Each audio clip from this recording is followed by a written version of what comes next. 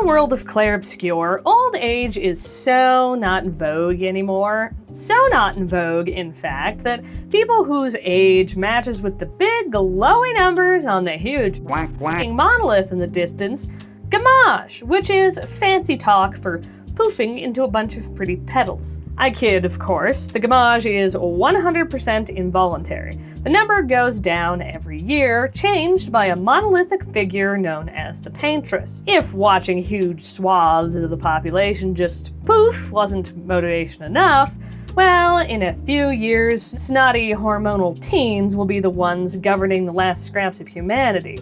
The people of Lumiere haven't just been sitting around hoping that the gamage will stop at a reasonable number, though. They've been sending out expeditions with not the greatest success rate, but each has done their own small part, and now it's Expedition 33's turn. The expedition takes sail for the continent, and to put it crude but mildly, that shit goes tits up immediately after landing. A white-haired man dressed about as gentlemanly as you can get, minus the monocle and top hat, does an honestly not gentlemanly thing and obliterates the expedition. The only survivors are nerdy but lovable protagonist Gustav, the requisite RPG caster party member Lune, Gustav's ward Mael, and silver lining may well be gold CL. From there, they take a page from the RPGs of old and head off to get themselves a sentient mount, Eskia, who might very well be the best mount in video game history, but bare minimum he is the best sentient mount in video game history. Eskia can only travel over land, and there's a whole nother sea between them and the paintress. But if they fetch Eskia's magic rocks, he'll swim them or fly them wherever. Off they go to rescue Flory, the swim rock, by playing Simon Says with a freaky monster called the Lamp Master. Eskia happily absorbs Flory, and they're ready to confront the paintress. Before sailing off, Gustav shares a cute little scene with his ward Mael, reminiscing while throwing a rock at the paintress in the distance. It's a nice little mirror of the opening scene. Well, unfortunately, the white-haired man from the beach, Renoir, thinks it's cute too and wants to join in. Gustav and Mael had promised each other that if they saw Renoir again, they'd cheese it, but Renoir locks Mael in a barrier and... Can you imagine I followed that up with Gustav keeps his promise and makes a brie line for it? Well, Gustav refuses and dies protecting Mael.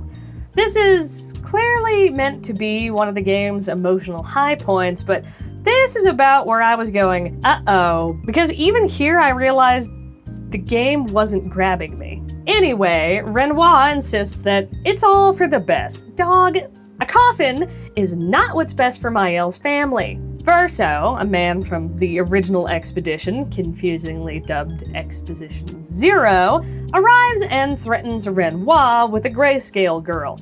It's super effective, and Renoir pieces out. Back at camp, Eskia wins MVP by being the only one to offer a hug to the crying 16-year-old girl who just watched her adopted brother and/or dad figure get killed right in front of her.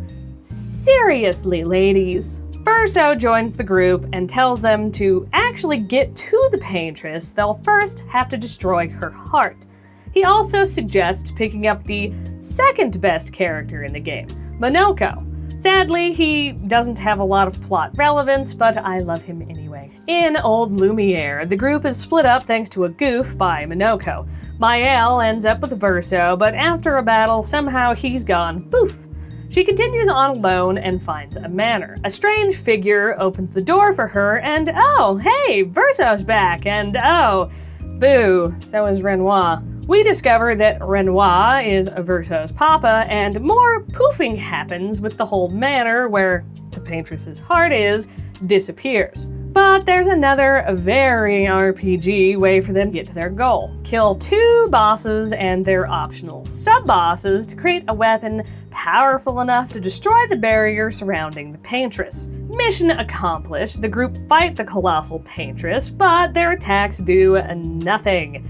What now? Another side quest to get a stronger weapon? No. The lady from the manor pops in, sets the team on fire for a bit, and then just leaves a portal open that lets them travel into the monolith and find real paintress. Renoir tries to stop them again, but the curator, a figure that looks a lot like the lady from the manor and who was taking care of Maëlle before she reunited with the party, pops in and shows Maëlle that she can gamage people, so R.I.P. Renoir. They rinse and repeat with the paintress, plant the flag of Expedition 33, and head home victorious. Only for everyone to start gamaging anyway, Maëlle included. Flashback time. Maëlle is actually Alicia Dassandra, daughter of the paintress whose real name is Aline and Renoir. This is probably the most contentious part of the story, but even here, the little devil's advocate on my shoulder couldn't convince me to care much either way. So anyway, we're gonna keep calling her Maëlle for simplicity's sake. She has two older siblings, Verso and Clea. The whole Dassandra bunch are painters, which gives them the ability to create artificial realities called canvas. The world that we were playing in is a canvas that was created by Verso when he was younger.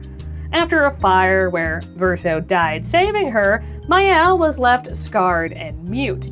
In grief, Aline abandoned reality to live in Verso's canvas, recreating her family, including a replica of Maëlle with all the same damage, kind of whacked up.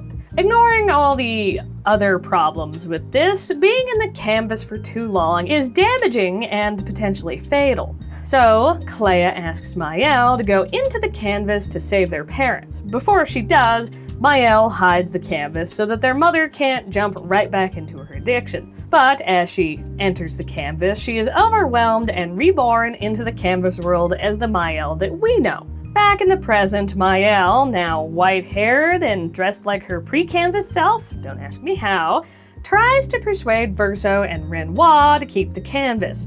She considers it her home after having a second childhood inside of it, and anyhow, her life outside is kinda poo-poo. For their part, Renoir and Verso want the canvas destroyed so that Aline can never return.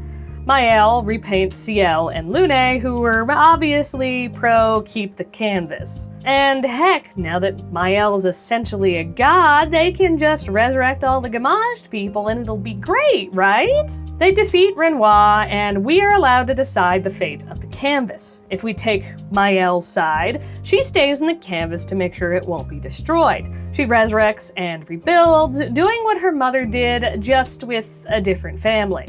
If we pick Verso, he stops the last remaining fragment of real Verso's soul from painting, destroying the canvas.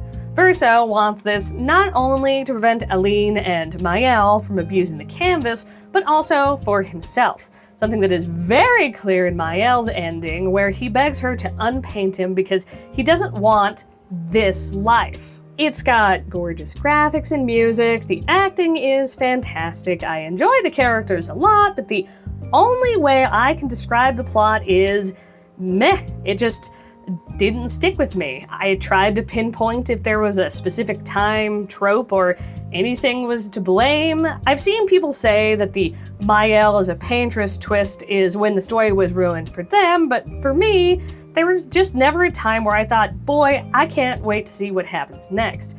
And this extends to the gameplay somewhat. I never thought, I can't wait to get home and play this game.